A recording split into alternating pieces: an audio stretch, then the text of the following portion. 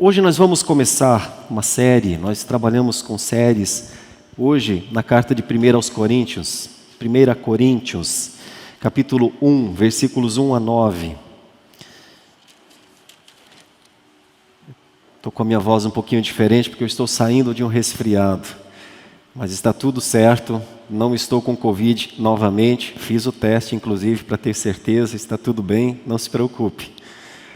Mas a voz ainda demora um pouquinho a voltar ao normal. 1 aos Coríntios, capítulo 1, versículos 1 a 9. Crianças, preparem-se, vocês farão um desenho belíssimo hoje pela manhã, certamente. Preparem-se, o pastor vai pedir que vocês desenhem a cruz vazia, ou somente a cruz, pessoas ao redor da cruz, um céu e um trono no céu. Como é que ficou essa figura na sua mente? Você vai desenhar uma cruz grande, bastante gente, atrás da cruz o céu que você sempre desenha muito bem, pintado de azulzinho, com um sol amarelinho, se possível, e um trono no céu. Eu estou querendo sempre com isso ajudar nossas crianças a compreenderem que a eternidade começa aqui dentro da nossa compreensão, mas que ela rompe a nossa vida. E um dia nós viveremos eternamente com o Senhor. O governo de Deus já está aqui. Deus governa.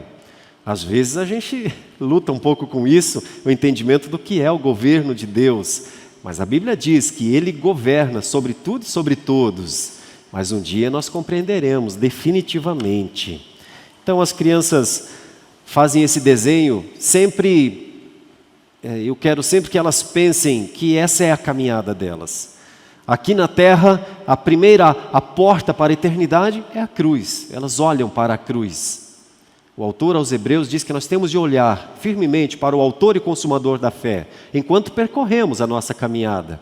Nós temos de ensinar as nossas crianças sobre isso, queridos pais. Um dia elas entenderão claramente o que é o governo de Deus na eternidade. Mas enquanto isso nós precisamos cuidar delas, levá-las ao caminho, conduzi-las no caminho. Nós só podemos ensinar os nossos filhos sobre o caminho quando estamos no caminho. Nós ensinamos as crianças no caminho, andando no caminho. Tá bom, crianças? Tudo bem até aqui com o desenho? Nós adultos também criamos, essa imagem na nossa cabeça. E nós temos uma passagem que fala disso. Veja só. Paulo, chamado pela vontade de Deus para ser apóstolo de Jesus Cristo, e o irmão Sóstenes, a igreja de Deus que está em Corinto, aos santificados em Cristo Jesus, chamados para ser santos, com todos os que em todo lugar invocam o nome de nosso Senhor Jesus Cristo, Senhor deles e nosso. Graça a vós outros e paz da parte de Deus Pai, ou de nosso Pai e do Senhor Jesus Cristo. Sempre dou graças ao meu Deus a vosso respeito, a propósito da sua graça, que vos foi dada em Cristo Jesus, porque em tudo fostes enriquecidos nele. Em toda palavra, em todo conhecimento, em toda palavra e em todo o conhecimento. Assim como o testemunho de Cristo tem sido confirmado em vós, de maneira que não vos falte nenhum dom, aguardando vós a revelação de nosso Senhor Jesus Cristo, o qual também vos confirmará até o fim, para serdes irrepreensíveis no dia de nosso Senhor Jesus Cristo. Fiel é Deus, pelo qual fostes chamado à comunhão de seu Filho Jesus Cristo, nosso Senhor. Nosso Senhor. Meus queridos irmãos, uma das coisas que você mais ouviu eu falar nessa passagem foi o nome de Jesus Cristo. Se você olhar no texto, você verá que está em praticamente cada versículo. E nós que procuramos estudar ou expor a palavra de Deus a partir do método gramatical histórico, já temos aqui uma dica fortíssima do que essa passagem fala. Fala de Jesus Cristo. A carta aos Coríntios tem tantas instruções, muitíssimas instruções, mas a primeira coisa que os coríntios precisavam saber era sobre a pessoa e a obra de Jesus Cristo. 9 vezes nessa passagem. E o versículo 10 ainda fala de Jesus Cristo. Eu não vou trabalhar a partir do 9, mas se você olhar, Paulo continua dizendo: rogo-vos, irmãos, pelo nome de nosso Senhor Jesus Cristo, e aí vai continuar uma informação. É outra perícope, mas nos 9 versículos, Jesus Cristo, Jesus Cristo, Jesus Cristo, Jesus Cristo, Jesus Cristo. Por que será? Eu digo que o que o Senhor quer falar à igreja de Corinto é que ela precisa ser a igreja de Jesus Cristo. Essa é a fidelidade de Deus. A entrega de Deus foi do Filho para ser o cabeça da igreja. Jesus Cristo é o Senhor da igreja. Os coríntios precisariam conhecer este Jesus Cristo. E então Paulo, nos 9 versículos, parece-me, eu estou imaginando isso, estou propondo isso nessa manhã, que Paulo quer agradecer a Deus pela fidelidade. Como Deus foi fiel a Corinto, dando o seu Filho. São tantas coisas em torno da pessoa de Jesus Cristo aqui. Eu sempre uso essa metodologia muito simples de compreender. Eu explico o texto e depois aplico o texto. Hoje eu pretendo explicar os versículos 1, 2 e 3 e aplicar. E depois os versículos 4, 5, 6, 7, 8 e 9 e aplicar. Eu vou dividir essa mensagem em 2 tópicos. O primeiro tópico, em relação à gratidão que Paulo agradece a Deus e conclama os coríntios a agradecerem também a Deus pela fidelidade de Deus, primeiramente pelo que é o chamado, e depois a gratidão por ser abençoado, pelo seu chamado e o chamado dos coríntios, e pela bênção que ele recebeu e pela bênção que os coríntios receberam. O que é Jesus Cristo na vida de Paulo? É a primeira coisa que nós vamos pensar aqui. Olhando para os textos, então, o versículo 1 a 3, eu vou dizer que Paulo está agradecido demais pelo chamado. Veja só, ele se chama de Paulo, né? Paulo é conhecido de todos nós. Ele diz que ele é chamado pela vontade de Deus para ser apóstolo. Ele inclui aqui o irmão Sóstenes. Sóstenes provavelmente tenha sido aquele que foi espancado lá em Corinto. O reverendo Robert leu aqui na liturgia, até o versículo 11 de Atos 18. É que quando Paulo chegou a Corinto, Paulo pregou o evangelho na sinagoga, e ele teve uma reação muito contrária à palavra de Deus. Então, ele se mantém na cidade graças a uma visão que Deus deu a ele. Fique, Paulo, fique, não vão te fazer mal. E ele ficou 18 meses, 1 ano e meio, pregando o evangelho de Deus. Várias pessoas foram alcançadas, Tício Justo, o Gaio e Sóstenes também, que era o principal da sinagoga. Agora, quando 5 anos depois Paulo escreve a carta, ele cita Sóstenes, significa que Sóstenes estava com ele. Então Sóstenes é também um chamado, né? Vejam só, Paulo chamado pela vontade de Deus para ser apóstolo de Jesus Cristo, e o irmão Sóstenes, ou seja, eles estão juntos escrevendo a igreja de Deus que está em Corinto, e ele já começa a falar de uma característica de todo o chamado. Aos santificados em Cristo Jesus, chamados para ser santos, com todos os que invocam o nome de nosso Senhor Jesus Cristo, Senhor deles e nosso. E aí ele é o que ele deseja, né? A forma de Paulo sempre cumprimentar a todas as suas igrejas, graça a vós outros e paz. É um desejo de que tudo vá bem às igrejas, de que o Senhor Jesus Cristo seja a graça e a paz no meio da igreja. Mas deixa eu enfatizar o peso do chamado. Ele diz aqui, Paulo chamado, e depois ele fala também aos santificados em Cristo Jesus, chamados para ser santos. Paulo foi chamado, meus irmãos, para ser santo. Não para ser São Paulo, como é o nome da nossa cidade, depois designado santo dentro do catolicismo romano, para como se ele fosse um mediador, um intercessor nosso. Não é nesse sentido. Paulo foi chamado para ser separado. Paulo foi chamado para ser santificado num contexto de senhorio. Quando Paulo foi chamado, vocês conhecem a história do chamado de Paulo. Paulo não era crente em absolutamente Jesus Cristo, em nada de Jesus Cristo. Era um inimigo do caminho, perseguia os cristãos. Mas quando Paulo foi, vamos dizer assim, interceptado no caminho de Damasco, ele teve ali o seu chamado. Vocês se lembram do momento em que ele vê aquela luz, o cavalo fica agitado e ele cai? E então ele faz uma pergunta: quem és? Quem está fazendo isso comigo? E Jesus disse: sou eu.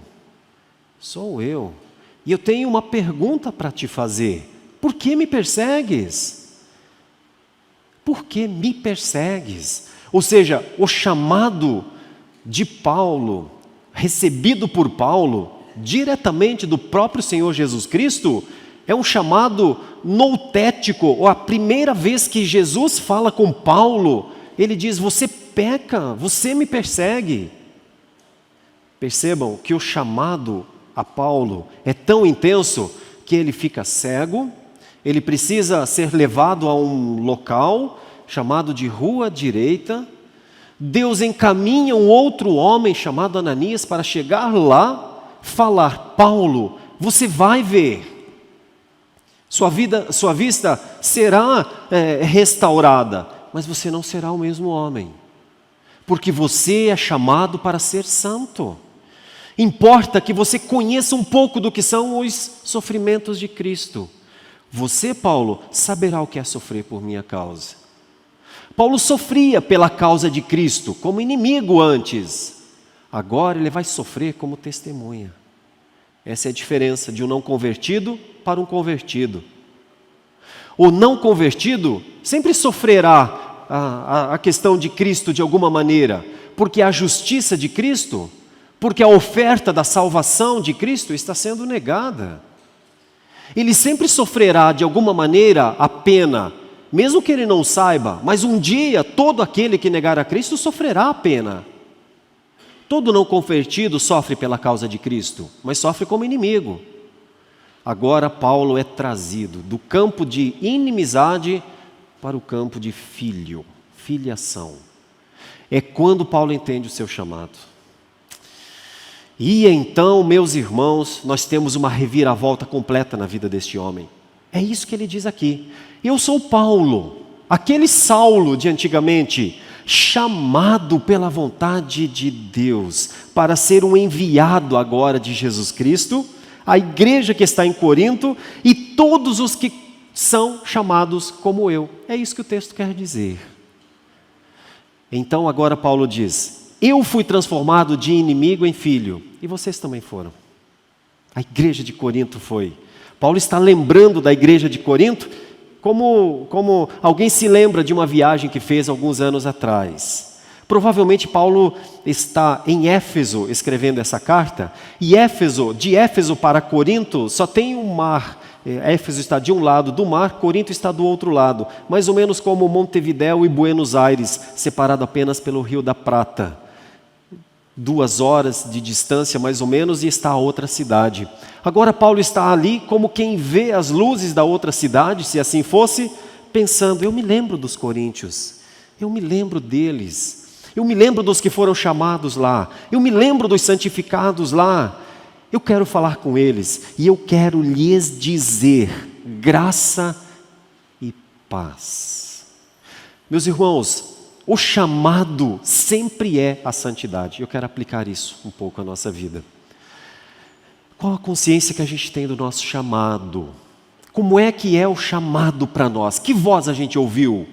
O que tocou o nosso coração? Começou com uma canção, talvez? A gente ouve tantos testemunhos de pessoas que estão passando na rua, ouvem uma canção, entram e são tocados por aquilo, e o universo espiritual é desvendado, e eles percebem a glória lá no fim. Você consegue compreender onde está o seu chamado? Quando as coisas foram ficando mais claras na sua mente? Você consegue perceber que antes desse chamado, você não adorava, você não glorificava Jesus Cristo como o único mediador? Porque talvez muitos de nós não tenham um momento específico em que possam dizer: olha, antes desse momento eu não cria em nada, e depois desse momento eu passei a entender tudo. Eu compreendo que é possível que não sejam todos que tenham exatamente essa forma de conversão, mas ninguém, jamais alguém adentrará os céus de Deus se não for convertido. Então essa conversão pode ter formas diferentes, mas ela precisa acontecer. O chamado de Deus pode ser de muitas maneiras, mas alguém, para que seja um filho de Deus, um santificado, precisa entender que foi chamado. Precisa entender a força, o poder dessa voz. Que voz é essa? Que para Paulo foi assim: você me persegue, filho, e esse é o seu mal, mas eu transformo esse mal agora. Você será um seguidor, você não será mais meu inimigo, será uma testemunha. Quando foi que você começou a perceber que agora você é uma testemunha? Quando você começou a testemunhar de Jesus Cristo? Provavelmente foi ali a sua conversão. Provavelmente foi ali que os seus valores começaram a mudar. Provavelmente foi nesse tempo que você começou a redimensionar valores na sua vida. Aquilo que você procurava, queria, buscava, se entregava, sonhava, ambicionava, de certa forma começou a mudar.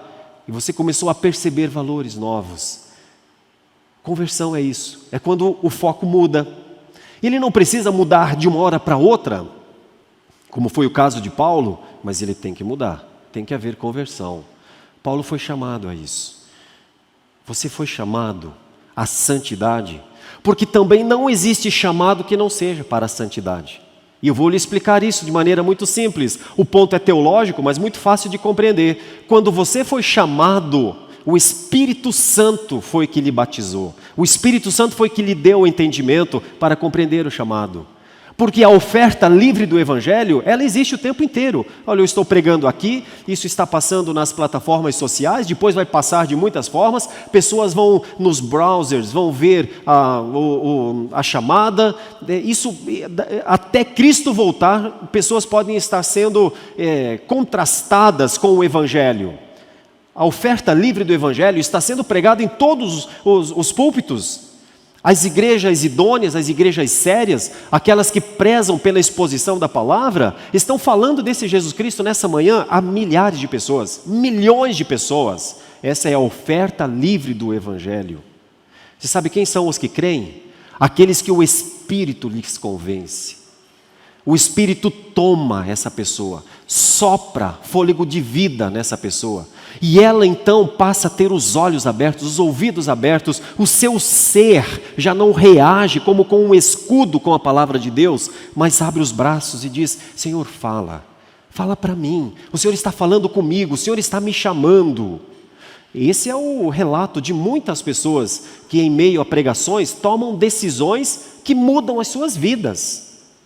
Não só pregações, leitura da palavra, testemunho, um cântico que ouve, uma oração que fazem.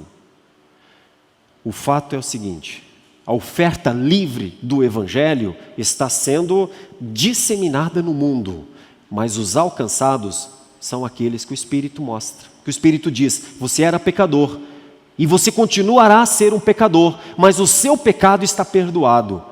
E por conta da fé que agora eu coloco em você, você crerá. E essa fé te justificará. Por isso precisa crer. É por isso que eu tenho de te perguntar: você já passou por isso? Você já passou pela conversão que agora você crê? Olha, não é fácil crer. A lógica não nos leva a essa fé. Porque você precisa crer. Você precisa crer em um Deus que criou um homem e uma mulher em um jardim.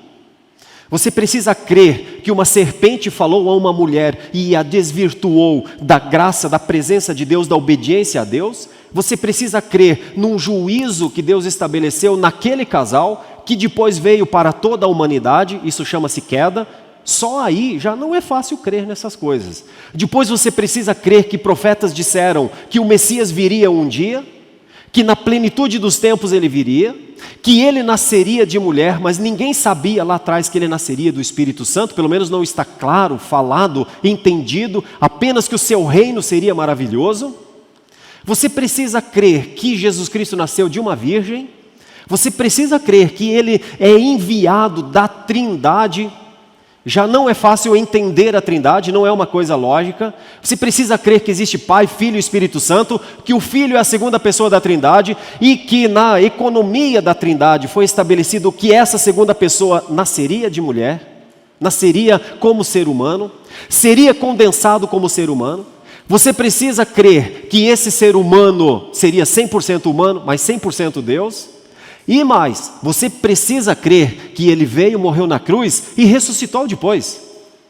3 dias depois. Eu digo para você, sem medo de errar, você não tem capacidade de lógica, nem eu, de entender essas coisas. Então você precisa de Deus para ser crente. Você não pode ser crente por sua vontade. Você não consegue, não tem o direito, não tem a capacidade, não tem a força, não tem a condição, está perdido, não consegue crer nessas coisas. A sua mente vai colocar você dentro de uma caixa lógica. E é capaz de você acreditar muito mais no evolucionismo, acreditar muito mais que Jesus é simplesmente filho de José, que ele foi um grande homem, muito importante e tudo mais, mas isso não te leva ao céu. Então você precisa saber se é crente. Você precisa saber se Deus já te chamou. Você precisa saber se você é um chamado para ser santo.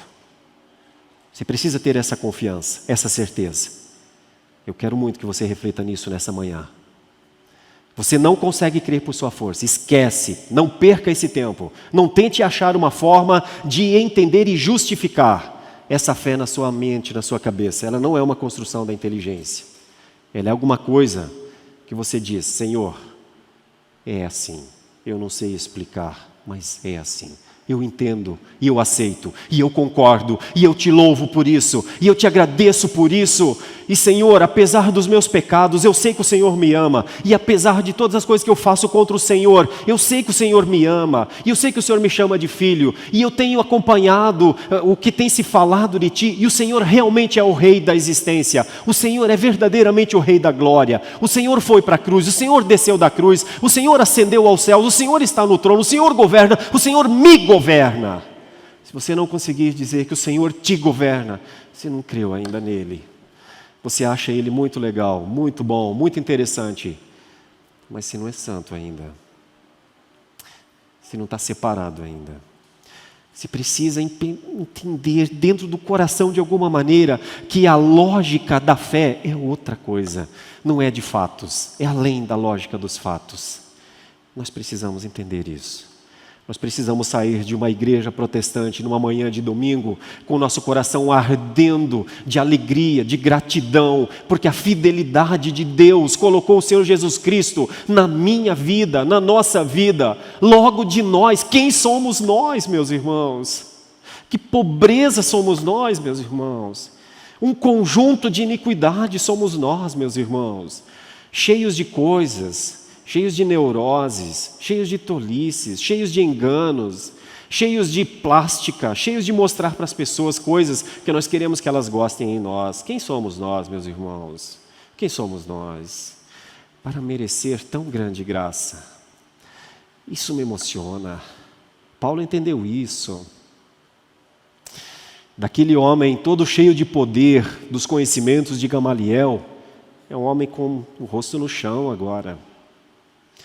É um homem que quando sai com Barnabé, sai para sofrer. O cristianismo é um pouco disso. É um pouco da identidade com Jesus Cristo. Nós somos chamados para identidade com Jesus Cristo. A santidade nos identifica com Cristo. É quando nós nos posicionamos por Cristo. É quando nós dizemos, Senhor, o Senhor é o meu Senhor. Se o Senhor quer santificar a minha vida, eu preciso lutar contra o pecado que habita em mim. O pecado que habita em nós, infelizmente, tem grande poder ainda. Trava-nos na oração, trava-nos na simplicidade do crer. O pecado que habita em nós ainda milita contra o Espírito. Mas Paulo mostra isso aqui, nesses primeiros 3 versículos, a gratidão que ele tem pelo seu chamado. Eu gostaria muito de levar você a agradecer por sua conversão. Se você é um convertido, louve ao Senhor. Louve ao Senhor. Não se canse de louvar ao Senhor. Você é crente. Você foi chamado para a santidade. Você foi chamado para a glória. Você foi chamado para viver a graça e ter paz com Deus. É isso que ele deseja nos primeiros 3 versículos. Louve ao Senhor pelo que lhe aconteceu. Em nome de Jesus. Deixa eu falar dos 4, 5, 6, 7, 8 e 9, tão importantes quanto essa primeira parte. Tão importante. Paulo agora vai falar sobre bênção, sobre o que é ser abençoado, sobre o que é ser agraciado. E não tem outra maneira de Paulo falar senão expressando a maior gratidão possível. Olha só o que ele diz. É Paulo falando. E ele está na primeira pessoa, né, dizendo, olha, eu sou muito agradecido a Deus sobre vocês, porque eu vi como Deus derramou graça sobre vocês. Eu estou parafraseando, tá? Se você está olhando aqui o versículo 4, eu estou parafraseando. E então Paulo está dizendo, porque vocês eram tão pobres, vocês não tinham nenhuma condição de riqueza pessoal, nada. Vocês não conheciam a palavra, vocês não tinham nem conhecimento. Mas agora vocês são outras pessoas, vocês são ricos agora vocês têm a palavra, agora vocês compreendem a eternidade, e vocês têm mais uma coisa agora, vocês têm coragem, agora vocês testemunham, porque Cristo está em vocês, de maneira que vocês têm todas as condições, dons, talentos, tudo vocês têm, e agora vocês estão aguardando o momento final da volta de Cristo de novo. Olha como vocês mudaram. Isso vai se confirmar, diz o versículo 8, vocês serão irrepreensíveis no dia do Senhor Jesus Cristo, porque fiel é Deus. Meus irmãos, Paulo está dizendo, queridos e amados coríntios, vocês moram em uma cidade depravada, em uma cidade terrível, cidade de Corinto, mais ou menos 60, 70 quilômetros de Atenas, era a capital da Acaia, e todas as capitais normalmente aglomeram muitas pessoas, né? Para o comércio, para os serviços e tudo mais. Era uma cidade que não se envergonhava dos seus erros, tanto é que havia templos pagãos com prostitutas espirituais. Era uma questão terrível, mais de 1000 prostitutas esperavam devotos sempre nesses templos pagãos, para adorarem a deuses criados. Meus irmãos, era uma cidade de poligamia, era uma cidade tão terrível que o sentido de família era diminuído neste lugar. Era uma cidade em que a vida não valia nada, o recurso, o valor valia. Era provavelmente uma das cidades dos maiores índices de assassinatos dessa época. Era uma cidade realmente terrível. Mas quis o Senhor que uma igreja nascesse naquele lugar, mais ou menos como em Creta, que tinha uma outra característica, a ilha de Creta. Paulo deixou Tito lá, e Paulo disse que Tito ficaria naquele lugar para plantar uma igreja lá, com presbíteros, com líderes, para que Creta fosse colocada em ordem, de certa forma, colocar em ordem aquela ilha. Assim era a igreja em Corinto. O lugar colocava uma forte pressão social para a igreja. A igreja, ela tinha muitas dificuldades de nascer num lugar como esse, porque toda a economia de Corinto estava baseada na idolatria. É como uma cidades que nós temos no mundo, em que nós temos turismo religioso, com ídolos. Às vezes algumas cidades recebem até o nome desses ídolos, e então existe um turismo econômico muito forte em torno da cidade. Imagine como é difícil plantar uma igreja numa cidade assim, em que todas as pessoas estão comprometidas financeiramente com a idolatria. Pois a igreja de Corinto foi plantada na cidade de Corinto. E eles viviam dos recursos da idolatria. Mas Paulo começa a dizer, todo aquele recurso que vocês tinham não enriquecia vocês. O que enriqueceu vocês foi a riqueza da glória. O que tornou vocês ricos foi o brilho celeste. O que fez vocês outras pessoas não foi o recurso que entrou nas vossas casas, mas que entrou no vosso coração, na vossa alma. É isso que ele fala nesses versículos. É como se ele dissesse: vocês agora são o diamante em Corinto, vocês agora são o farol que brilha em Corinto, vocês agora são a luz para as trevas em Corinto, vocês agora são aqueles que vão compreender o que é idolatria, vão compreender o que é hedonismo, vão compreender o que é egoísmo, vão compreender o que são as escravidões. Agora vocês veem, agora vocês sabem o que é santidade. Isso é bênção, meus irmãos. Não existe bênção maior quando dentro da nossa cabeça o Espírito começa a nos mostrar o que é certo e o que é errado. Os coríntios foram abençoados com isso. Eles foram abençoados de tal maneira que a palavra enriquecidos em toda a palavra e conhecimento, foi o conhecimento de Jesus Cristo como Salvador, o conhecimento da graça, o conhecimento da redenção, o conhecimento da fidelidade de Deus, o conhecimento do amor de Deus por eles, o conhecimento que havia um Deus, que até então para eles eram deuses. Agora eles sabem de um Deus, aquele mesmo Deus que Paulo havia falado em Atenas um pouquinho antes de chegar aqui a Corinto. Quando lá no Areópago ele disse: vocês têm muitos deuses, religiosos vocês são, só que não são crentes. Vocês têm religiões, mas vocês não conhecem o único Deus, aquele que criou os céus e a terra e que enviou o seu Filho para morrer pelo vosso pecado. Um pouquinho antes, Paulo havia falado isso em Atenas. Lá, só o Areopagita e Dâmaris haviam conhecido essa verdade. Agora ele traz o mesmo conceito para Corinto. Deuses vocês têm muitos, religiosos vocês são demais. A cidade de Corinto conhece e adora inúmeros deuses criados.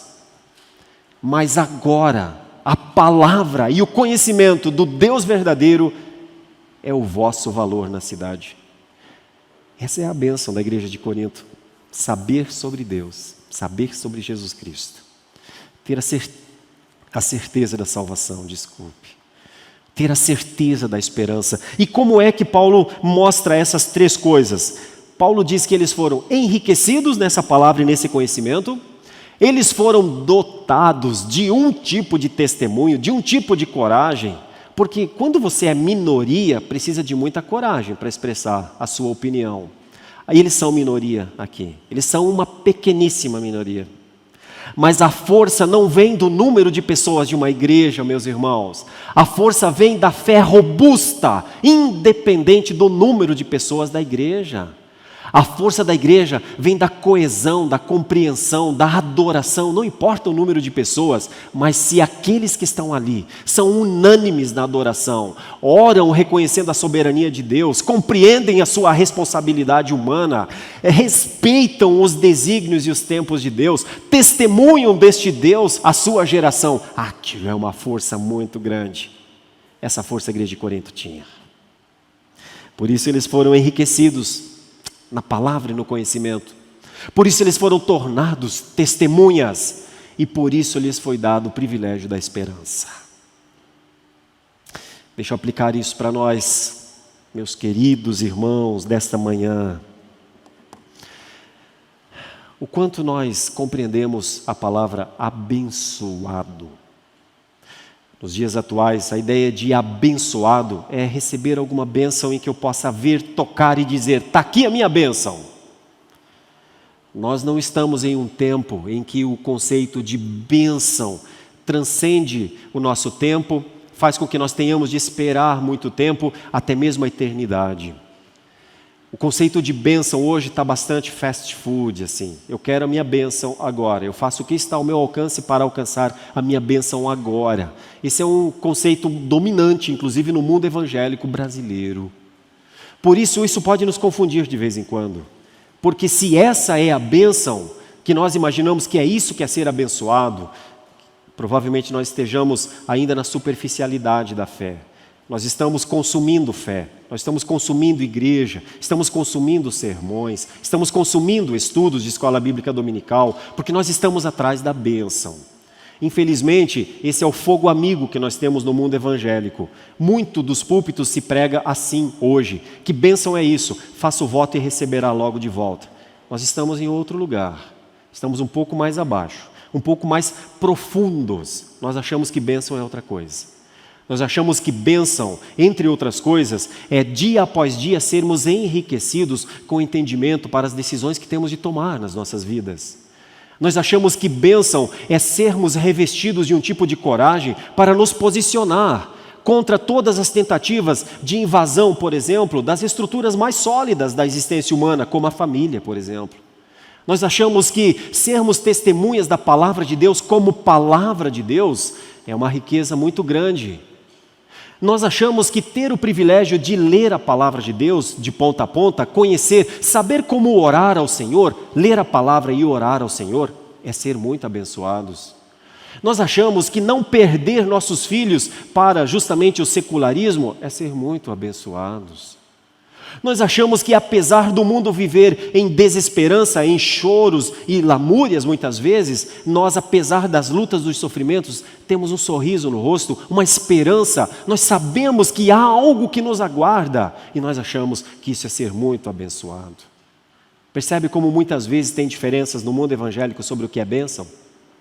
Para muitos, bênção é o que eu toco, pego e digo, é meu, eu consegui, glória a Deus. Nós dizemos, provavelmente as nossas maiores bênçãos, os nossos olhos não conseguem ver. Elas estão reservadas para a eternidade. A palavra de Deus também nos mostra que tudo o que se vê é temporal. Nós vimos aqui na liturgia quando o reverendo Robert viu. E por conta disso nós somos ensinados a não colocar os nossos olhos no que é temporal, porque o que é temporal necessariamente é virtual, vai passar.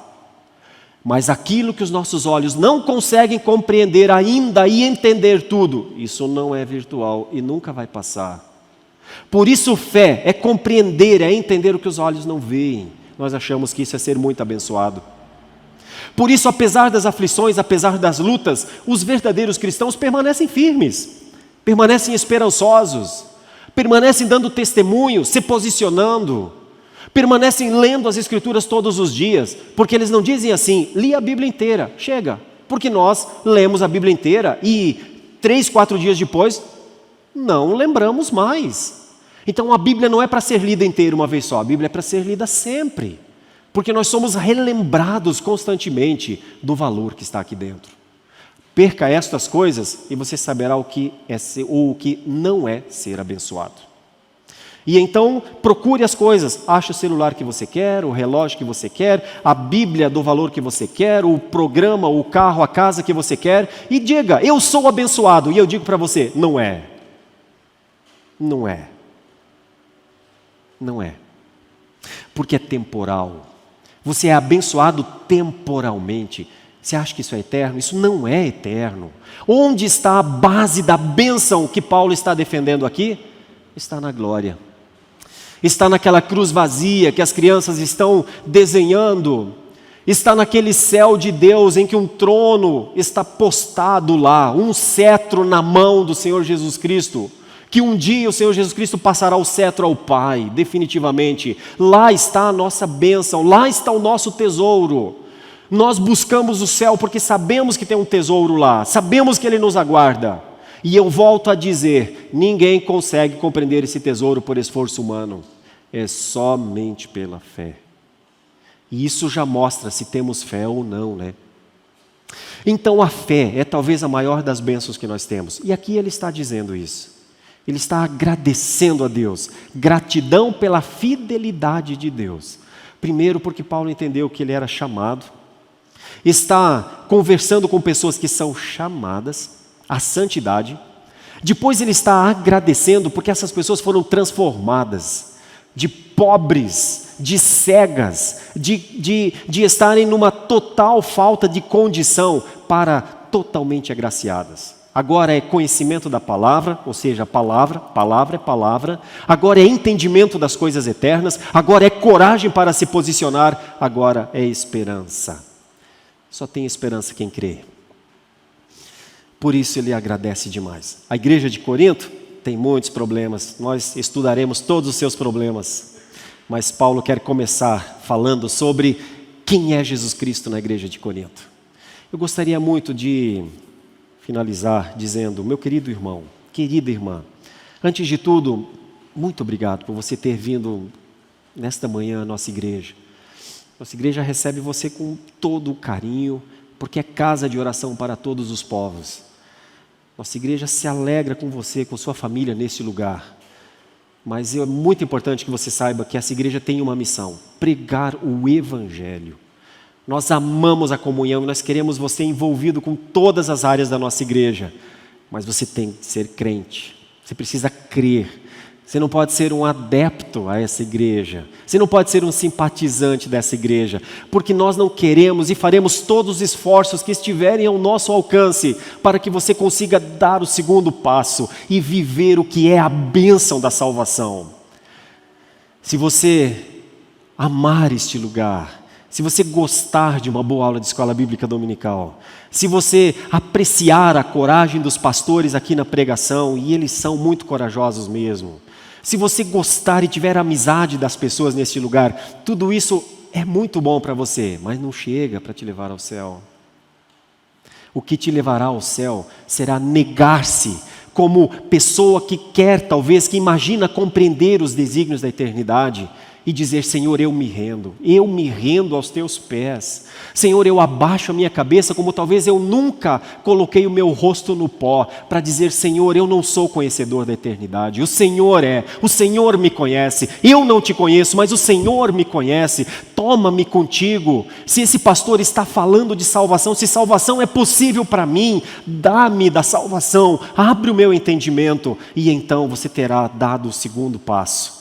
Você não estará só em um lugar que você gosta, que você tem amigos, que é um lindo lugar. Você estará na antessala do céu. Você estará com as portas da cruz abrindo-se para você. E então o que as crianças estão desenhando é o teu caminho. Você é alguém diante da cruz. Jesus não está mais na cruz. Ele está lá naquele trono. Você não vê essa passagem, porque nós não vemos isso na nossa mente. Mas ele saiu da cruz para reinar. E lá ele espera você, inclusive. Se você entendeu isso, agora você entrou de um jeito por aquela porta e vai sair de outro. Essa é a nossa esperança. Essa é a nossa esperança, para que você também possa ser grato pela fidelidade de Deus, à sua glória. O Senhor não é fiel a nós, Ele é fiel a Ele mesmo. Ele é fiel à sua palavra, Ele é fiel à sua glória, Ele é fiel às suas promessas, só que Ele cumpre as suas promessas. E Ele está alcançando os eleitos, e você pode ser um destes. Se você já é, louve a Deus por isso, agradeça a Deus, valorize a sua salvação, valorize a sua conversão. Santifique-se diariamente, tenha esperança, apesar dos dias difíceis como são, espera no Senhor. Se você está dando esse passo agora, bem-vindo, você nunca mais retrocederá. O seu caminho é um caminho de graça, o seu caminho é um caminho que se confirmará. Ele não é um caminho virtual, é a coisa mais real que você recebeu. Senhor nosso Deus, que a Tua palavra seja aplicada à nossa vida. Que a Tua palavra seja a água que mata a sede. Senhor, se alguém de nós está com sede nessa manhã, que o Senhor seja a água que mate a sede. Senhor, se alguém de nós nessa manhã ainda não tinha essa certeza deste poder, que possa ter. Nós te pedimos segundo a sua vontade.